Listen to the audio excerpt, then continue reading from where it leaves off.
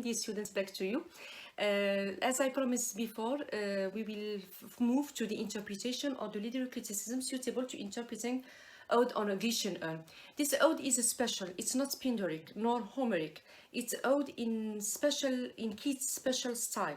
It's not Greek, it's about Greek mythology, but it's not sung like used to be Greek odes to accompany the athletes in the Olympus. It's not Homeric, it's not like only meditation like used to be Roman odes. It's in Keats' own style, mixing between the two styles.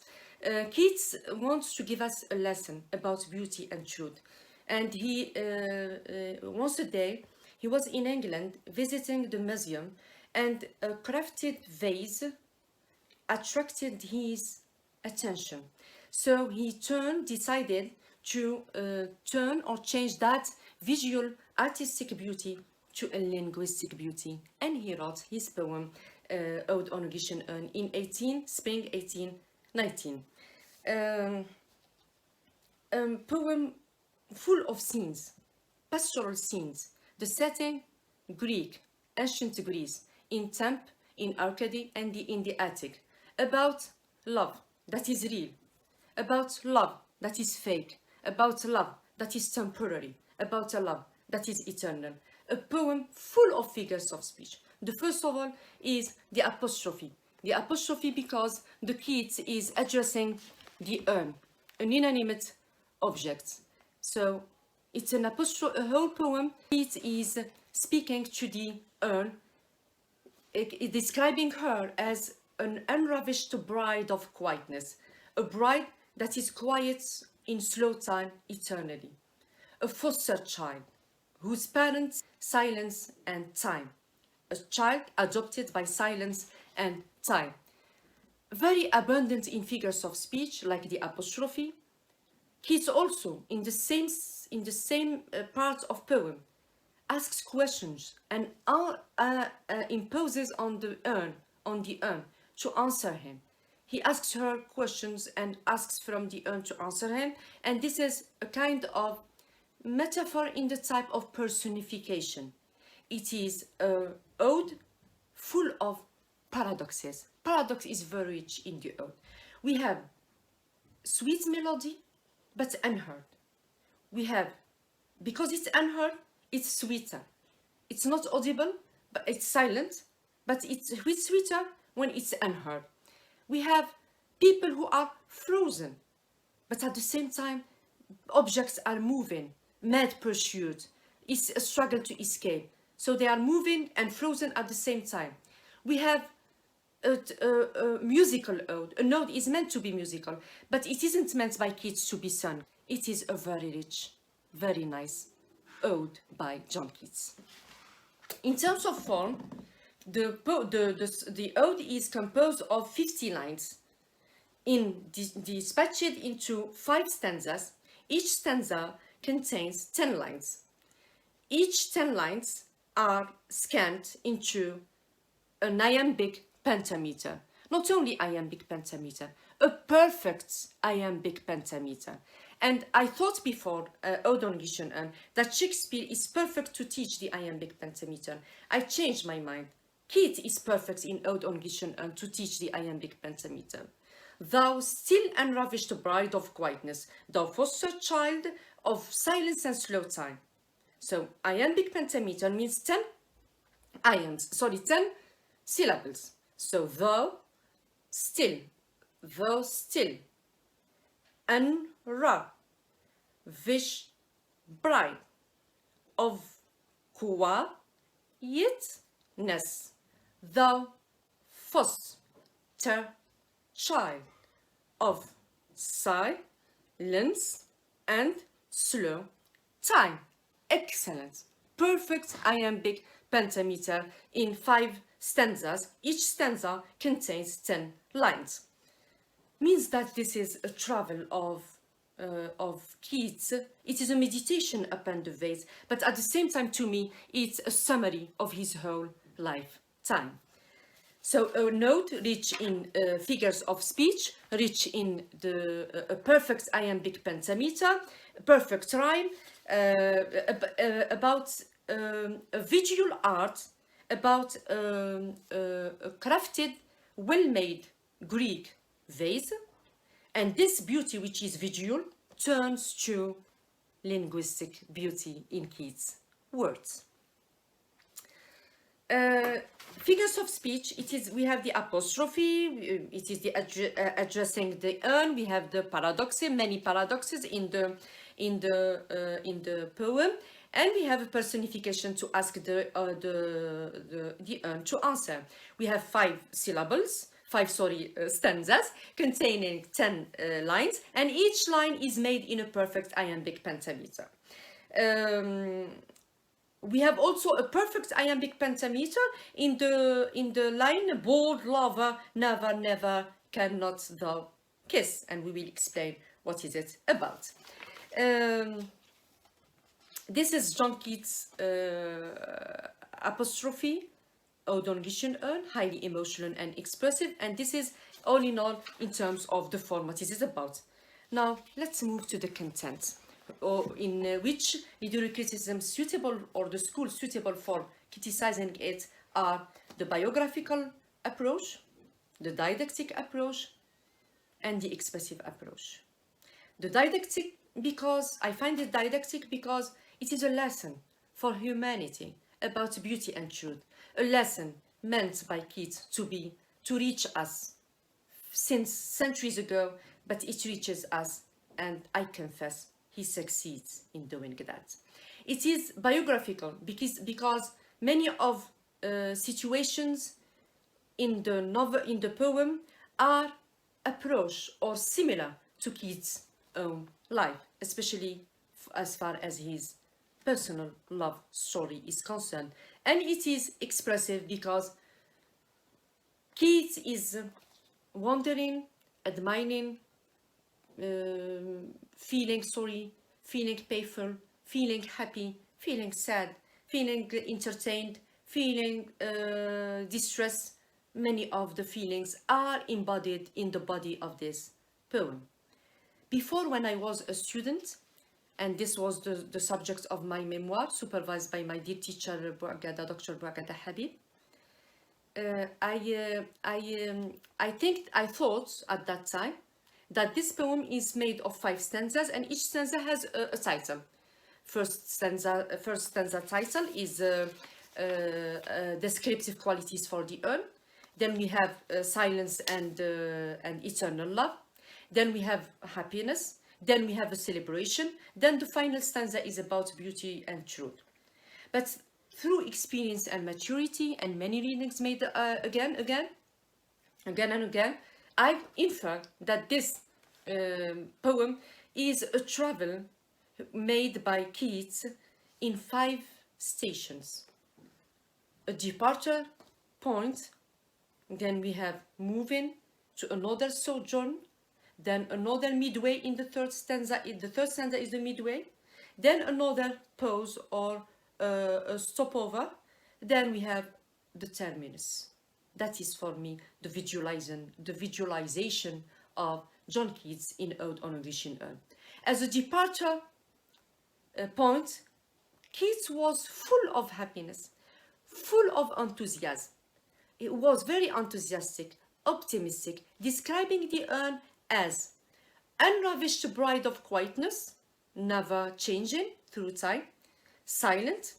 He describes it as a foster child, adopted child by silence and time, and he describes it as a sylvan historian, a historian specialist in the study of the forest and the woods, and he describes for us those pastorals, that beautiful nature. He moves to the second situation, second stopover, where he describes for us an eternal love, a silent music, sweet music that is not audible, but all the beauty in being unheard. Heard melodies are sweet, but those unheard are sweeter, he said. And before he moves to sweet melody, he asks the urn many questions. and he lets people uh, play on flutes, timbales, tambourine, and we have a festivity in and music and something to celebrate. What is it? We don't know. Who is celebrated? We don't know. On which occasion? We don't know. And we will see by the end that this poem finally, it's not that easy as it looks. It's not that simplistic that it seems to be. It is full of mysteries. So the first station was about the qualities, descriptive qualities, physical descriptive qualities of the urn as a bride, as a child, and as a sylvan historian. Then we have description of the music, which is unheard and sweeter because unheard. And we have two lovers approaching each other and can never embrace each other. But also this is not a problem because this is the condition of eternal love, of a love which stays and remain beautiful forever. Then we have the third stanza is the midway of John Keats' path in life, where trees are happy, another personification, where people also are happy, but we don't know why they are happy. He expresses two types of, in this stanza, it's the midway of Keats' life. He expresses two types of love.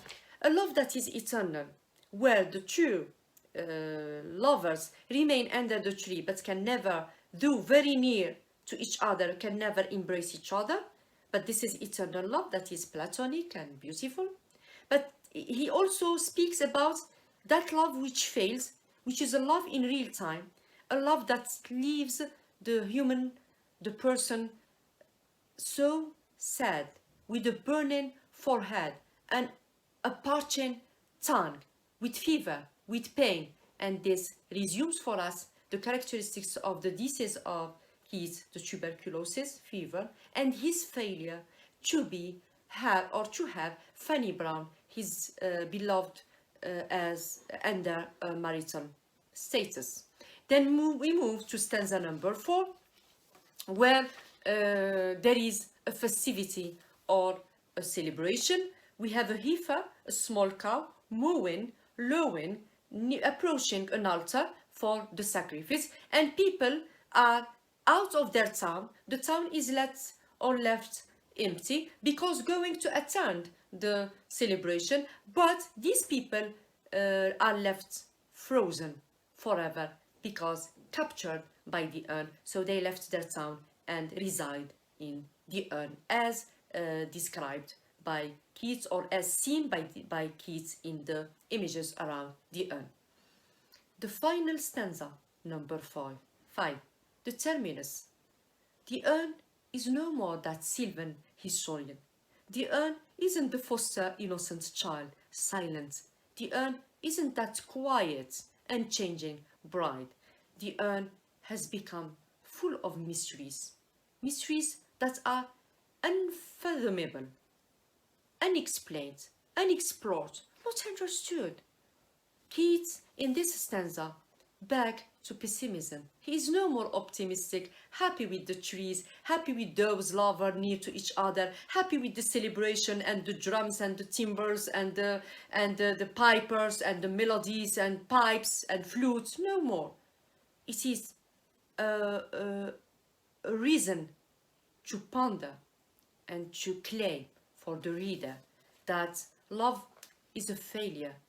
Love, that eternal love, where lovers can't be so near to each other, it's not beautiful. It's a curse. It's not a blessing. It's failure for him. And love, like love in life, and if it has to be immortal and eternal, it has first to pass by death, by termination. So pessimism, or characteristics of romanticism, again in this stanza.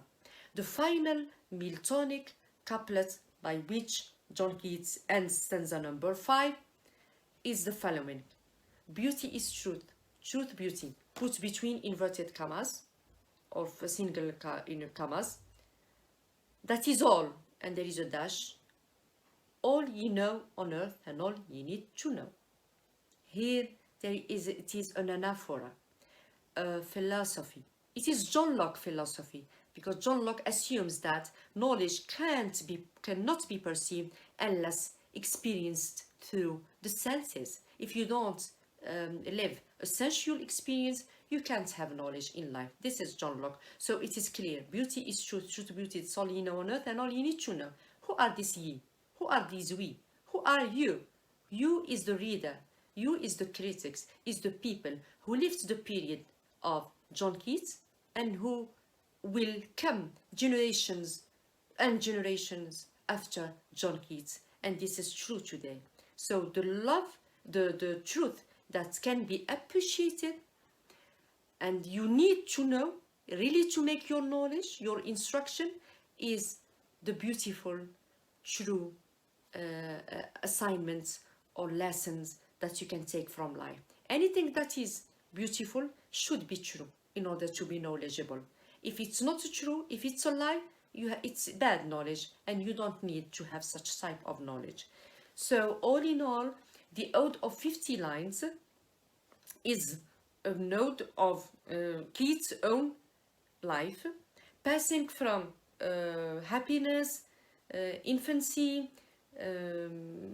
love, different types of love, to a celebration that cannot be true, because people there are fake, they are frozen, they are not real, and by the end his love is failure because of, in his own life, we have financial difficulties and alcohol and drugs and so on. Keats' very pessimistic, sad life is resumed in Ode on a Grecian Urn. This is all in all about the ode in terms of form and content.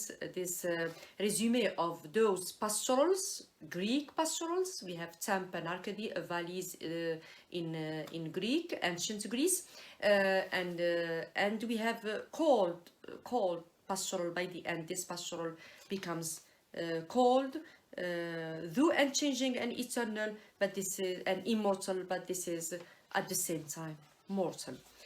I liked the ode. I love it, and I really wish that my students can love it and like it. Especially if you can. I have a book about these authors, Romanticism, Keats and followers generation, romantic poetry for analysis, or you can type Amazon romantic poetry for analysis by Ilham Serir, a book that can be interesting because I selected a poem for each of William Blake, Coleridge, John Keats, Shelley, and there is a description of the poems in terms of form and content. So I think that it was all about Ode on a Grecian Urn. That is not easy to explain, but I tried to, as I promised, to provide a 6-year explanation to a very complex ode, mysterious, but at the same time very nice to know. Hope that this video can help you reread, re-examine Ode on a Grecian Urn and capture the mystery in it. Thank you very much.